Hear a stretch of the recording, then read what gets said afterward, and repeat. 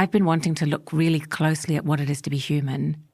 And to do that, I've looked at humans in various kinds of extremis. First under, Stalinism, and then the Nazis, and now patriarchy, as my husband says. He says to me, yeah, first you take on the Stasi, then the Nazis, and now patriarchy. He said, are you done? I'm like, no, I don't know, maybe, don't know. Capitalism next. Bring it down. I'll be done when it's over, When there's no more tyranny. When it's fixed. Anna Funder's Stasiland is a modern classic. It won the prestigious Samuel Johnson Prize for non-fiction and has, in the 20 years since its publication, gone on to be a bestseller, published in 28 countries in many editions and languages, adapted for radio and stage, and taught widely. Her follow-up, the novel All That I Am, won the Miles Franklin Award. Anna is an author who writes into the spaces of what accepted history tells us, and she's done it again with her third book, Wifedom, which is out now. It tells the story of Eileen O'Shaughnessy, an extraordinary woman of significant historical and cultural impact, whose story has largely been untold. She was George Orwell's wife, but if you read any of Orwell's writing, or any one of the 6 major biographies written about him, she barely rates a mention. Only when you know she's there are you able to see the outlines of her at all. From Schwartz Media, I'm Michael Williams with Read This, a show about the books we love and the stories behind them.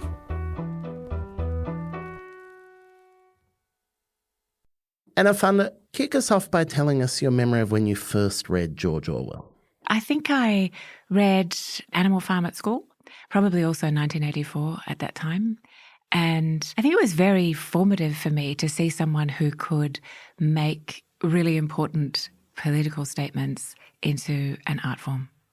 The kind of relationship between his fiction and his non-fiction I think is really interesting with Orwell, and his journalism as distinct from his kind of other essays. You're a writer who's, ever since the start of your career, played with those lines between non-fiction and fiction, thought about how to tell a story, whose story it is to tell. How influential has Orwell been on your own work before this point? That's such a good question, because it looks as if he might have been very influential, but actually he wasn't. I mean, apart from, loving him and reading him. But I hadn't read the essays, and I think I'd read Why I Write, which is very, very beautiful, but nothing much else until I came to be looking at it for this book. And when I was writing Stasiland, I deliberately didn't read 1984. And then when Stasiland was done, I did read it, and I thought, oh my Lord, it's so prescient. It reads like a manual for what those old men running the Stasi regime were doing. And in fact, some of those old Stasi men had told me that Orwell was contraband in the GDR, and that Erich Mielke, who was Big Brother, he was in room 101. He called his office room 101, like room 101 in 1984. He had a copy of it that he kept in some sort of locked trunk or something. So they were using 1984 as a kind of inverted manual. And I looked at 1984 with astonishment and a weird kind of pleasure in seeing somebody who had such foresight, to look at that regime that way, or the precursor regime that way. I'm fascinated by your choice, though, to avoid it then. Recognising that it was a shadow cast over your subject matter. What's the relationship for you between the idea and the form in which you tell that idea? And has it been consistent across your books, or is it something that evolves each time? Each book, when I look back, has been an attempt to honour the people in it, so the subject matter. So when I started to write Stasiland, I was in Germany and I was finding these unbelievable stories of so-called ordinary people who had resisted that regime. A schoolgirl who tried to climb the Berlin Wall, or a housewife who said, I will not inform even if you don't give me access to my sick baby on the other side of the wall. So I was finding these stories of extraordinary human courage where people basically said, I don't care what you do to me, I am actually not going to betray everyone. The first story I found was Miriam's, who was going to go over the wall when she was 16, and I thought, fantastic. I came back from Leipzig on the train. I said to my flatmates in Berlin, I've got the story, I've got the book, it's all great. They looked at me very sceptically and said, this is your first story, what do you think you're doing? And I said, no, I can make a novel out of this. And then I tried to, and it was so awful, my first attempt, as well as the aesthetic problems. It had moral problems with it, and I think that they were the things that were bothering me. It was not my role or task to be making fiction out of the life of someone who was walking around Leipzig with her story untold and with no justice done in any other sense either. So I realised that I was going to have to do that book in non-fiction. With All That I Am, everybody was dead. So I felt freer in a way to bring them back to life. I felt that was the only way to make them real and live again, was to make it a novel. But it's a novel with footnotes. So you can sort of see the fragments of dinosaur feather and bone, that I found, out of which I made this homage to them, which is in the form of a novel. With Wifedom, it was really, really hard. I'm just in my postpartum recovery mode right now.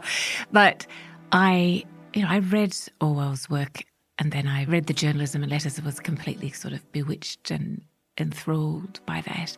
And then I read the 6 biographies, in which it's very hard to find reference to his wife. But when you do, you think, oh, right.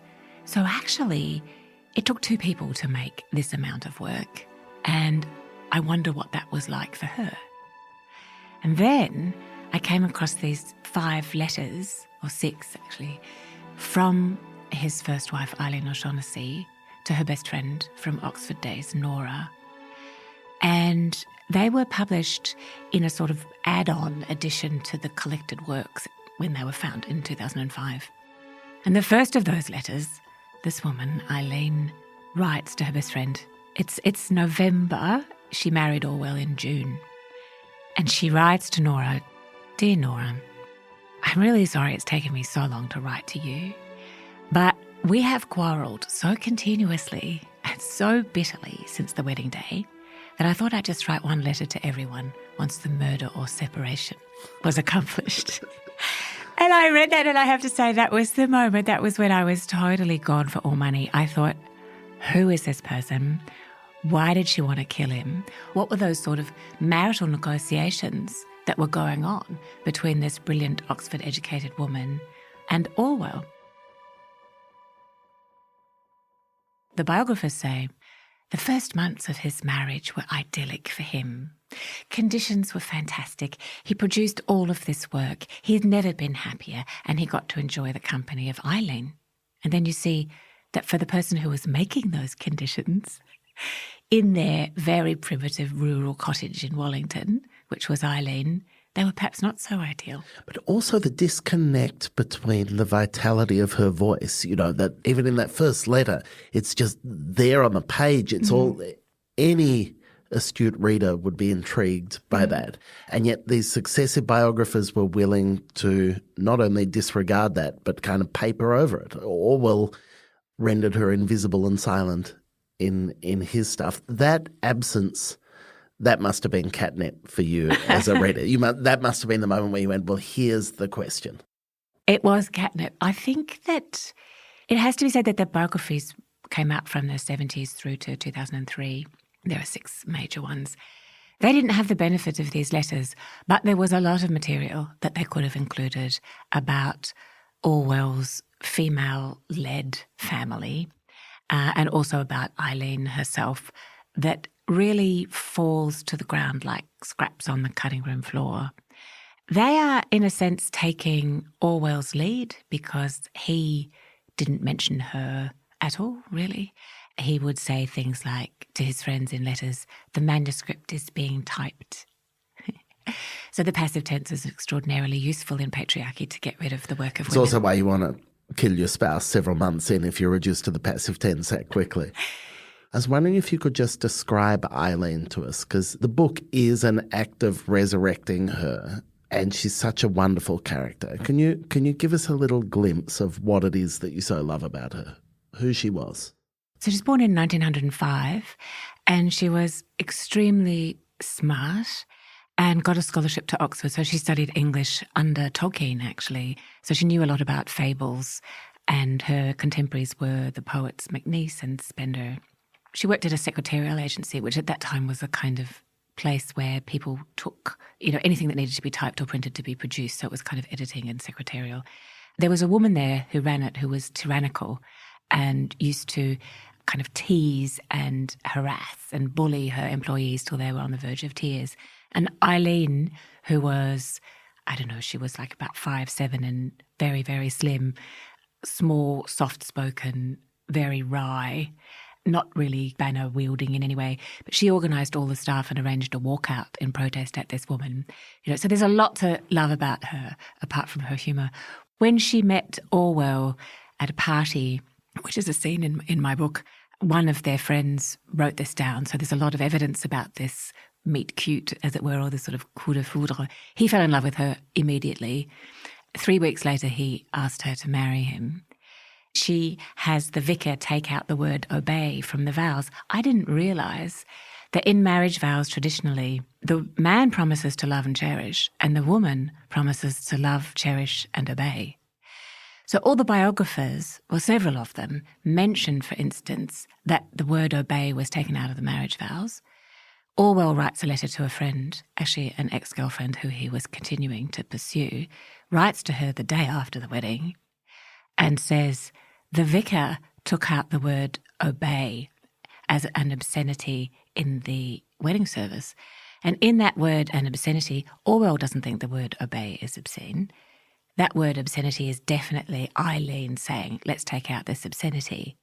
But no one, not Orwell, and none of the biographers can put two and two together, which is the easiest thing to do here. Who would not be wanting to promise to obey? She would not be promising to obey, and she has it taken out. So all of those things made me enormously curious about her. And she's sort of heroic. I mean, everyone loved her. They really liked her because she was such an extraordinary listener. And she would take her time to listen to whatever was said to her and then give you an answer which had considered things not from her point of view, but from yours, and was really intelligent. So people absolutely loved her for that. But involved in that being a really good listener and understanding other people's point of view, I wondered to myself, did she fail to fully inhabit her own? And that failure to fully inhabit your own point of view seems to me to be a very deep, abiding problem in patriarchy for women. So I was interested in resurrecting her to see as an homage, but also as a warning.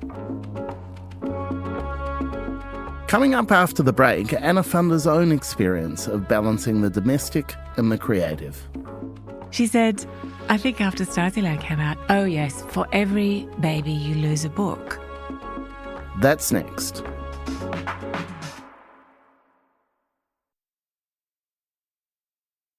One of the most frustrating questions to hear an interviewer ask a creative woman is about balancing the personal and the domestic with their work. It's intensely gendered and something almost never asked of men in the same field. For Anna Funder, the act of writing her new book Wifedom sprang from an interrogation of those imbalances. So I hope, I was justified in asking her a variation on that question. Stasiland came out around the time that your first child was born. So for you, the relationship between being a mother and being a wife is kind of inextricably linked to your creative and professional arc. Do you think about that differently off the back of doing the work on Wifedom? What I think really is we are, and me absolutely included, we are kind of written by the scripts of gender that we have in patriarchy. And those are being expanded or exploded in our time, which is extraordinarily exciting. Yet to be a woman and a mother, I'm in my mid-50s, it means and has meant a certain thing to me, even though I had a feminist mother, I had educated grandparents, grandmothers, and so on. I had an agent once, it was actually an agent of my publisher, who said to me, as I've been busy having babies, as I've been writing these books, she said, I think after Stasiland came out, oh yes, for every baby you lose a book. It's one of those things that's completely stuck in my mind, partly because I was horrified at the idea that you could equate a baby with a book. Mostly, I think, because I probably did, you know. So it was like one of those things that hits you deeply and you think, why am I so bothered by that? Yes, my eldest, who's now 21, came out. She came out. She was published. Her release date. She was published. That's hilarious faux pas. She was published 6 weeks before Stasiland. So my husband at that time was living about half the time away in China. So I was in Sydney, where I knew no one, with a small baby and alone and not much money. And I did the publicity, which I had no idea how to do with this baby. I remember going into the ABC and getting the taxi, and the world for me with a baby, I was so besotted. The world then divided into people who had babies and people who didn't have babies. But it was like, no one told me it would be like this. This is so incredible. So every taxi I got into, I said to the taxi driver, do you have children? I mean, they thought I was mad because I wanted to know who I was dealing with. And I got to the ABC and had to do drive time Adelaide, it was. I remember it really vividly. And I had no one to leave my baby with. And I didn't know how to leave her because she was feeding every few hours. So I said to the technician outside the booth at the ABC, like here, she's asleep, she's going to be fine. Could you just, it's going to be 20 minutes or something. Could you just like keep an eye on her? And the technician looked at me like I was so nuts and said, no way, I'm not going to do that. So I thought, what do I do with this baby? So I thought, there's the childcare downstairs in the ABC. I'll just stick her down there. I had no idea how childcare worked. The childcare thought I was completely insane. You have to enroll. You can't just drop your baby in it. So I thought, what do I do with this baby? I had no idea. So I took her in with me and said to the producer before I went on air, just so you know, I've got my baby here. She's asleep. I think it should be fine. Of course, halfway through Drive Time Adelaide, there's all of this sort of thing, and I'm getting the breast out, and I'm sticking this baby on the breast, and then there's all this sucking noise and everything, and then the poor Drive Time presenter had to say, yes, Anna has company in the booth, and there she is. I was so naive about everything, books and babies. I like that you thought there was a cloak check for your baby. I know! I think that it makes sense. It would be a much better world if you could just kind of put them in, get a little receipt, and then go and pick them up a bit later on. If men had babies, we would have that. That's right. Cloak checks would be de rigueur. They'd be everywhere.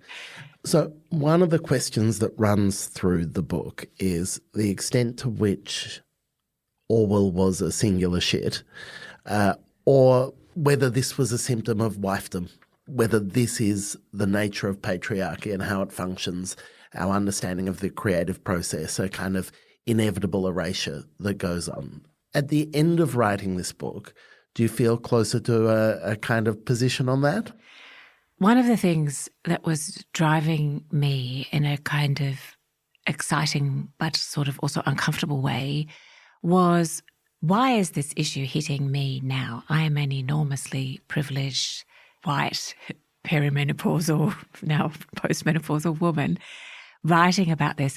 Why is it that this dynamic of a writer and his wife and of the invisibility of the work of women, and I don't mean just domestic and care work, I also mean intellectual work, why is that erasure hitting me so deeply? Why do I feel that? Why is it that, as it were, things in the rear mirror, are closer than they appear? So I think that this is a function of patriarchy. I think that in patriarchy, it's very easy to attribute to women things that are actually work, including the work of love and care, to being a good woman or to your personality. And if you don't do that work of love and care, you're not a good woman. And that little vicious nexus means that women don't make that visible themselves. They say, oh, I'll just do it, and as if at some point it might be recognised, but it may not be, or it might be just in the preface to one of the biographies, many of the biographies' works, where they say, I'd like to thank my wife, sometimes named, sometimes not, for all of her support. Eileen, this book is structured around her letters, her real letters. So I have very fortunately got permission to use them. And I write scenes in which she's writing them to her best friend. So I know where she was when she wrote them. I know that she knew that he was off with another woman. I know that he knew that she knew and he didn't care. And she's writing to Nora and not telling her that. So I know what she's not telling Nora. And in those scenes, I use the text of the real letters, which is really fantastic. But in one of them, I have her wonder, in a fictional part, whether anyone will ever find her here between the lines that she is typing to her friend. I guess it's a kind of attempt at a Hitchcockian moment on my part. But it was extraordinarily exciting to find her because she's such a great character. And it allowed me also to see really clearly the work that I do. You know, I am my own wife. I mean, I have a really lovely husband, but I live in patriarchy and we are both written by the rules of patriarchy. You reflect on that early in the book in a chapter with the excellent name Present, Tense, Yes. where you're just kind of doing that personal stock taking of the division of labour in your marriage, of the relationship between your emotional self and your domestic self and then your professional and creative self. And part of what I think is so lovely and surprising in this is you turn to Orwell because he's so good on tyranny. Yes. And so you're reading him because you think through his understanding of tyranny, you'll understand the tyranny of patriarchy. You don't go in looking for Eileen. She kind of jumps out at you during the process. That's right. And it took me quite a while to sort of work my way into this intellectually and emotionally, but that's exactly what I was doing. And that's what I put at the front. And that then leads to what happens in the middle of the book, where I'm looking at that and I'm thinking it's just sort of the chestnut of a writer that you really admire, and then you find out that he was sadistic, monumentally and kind of pathologically unfaithful. So how was I going to think about somebody whose work I really admired and whose work was very useful to me in thinking about tyranny, so either socialist tyranny, Nazi tyranny, and now I wanted it to be useful to me thinking about patriarchal tyranny, of which he was such personally a prime exemplar. So what was I going to do with that? And if you read his earliest novel, which is called Burmese Days, it comes out of Orwell's time in Burma. He didn't go to university. Instead, he went to be a policeman in the back blocks of the opium trading empire in Myanmar, then called Burma. And he had to do a lot of horrible things. And he came out of that with an awareness that the tyranny of empire, he said, was a despotism with theft as its aim. So he understands as a young man that he's in this racist system that treats people with different coloured skin as subhuman. And that then leads, I think, if you trace it intellectually, to his insight in 1984 into doublethink. Because if doublethink is the capacity to hold in your mind two things, one at a conscious level, one at a slightly unconscious level, and the one enabling the other. So you hold, he says, for instance, that the white overlords in Burma could sit in a club denouncing in the most vile racist terms the people that they were exploiting and still think of themselves as decent men. Then he comes to doublethink, which he elaborates in 1984, which is a way for people to think themselves decent whilst still benefiting from the exploitation in a tyrannical system of whether it's enslaved people, colonised people, or I say also women. So his insights are enormously valuable to me. The writing is enormously valuable to me. And I can then, as it were, take those insights and apply them to his work and life. So thank you, Orwell. Well, you've released Eileen, and that's definitely a gift. So thank you, Anna Funder. Thank you so much, Michael. Anna Funder's new book, Wifedom, Mrs. Orwell's Invisible Life, is out now. Buy it from your favourite independent bookstore. You'll be so glad you did.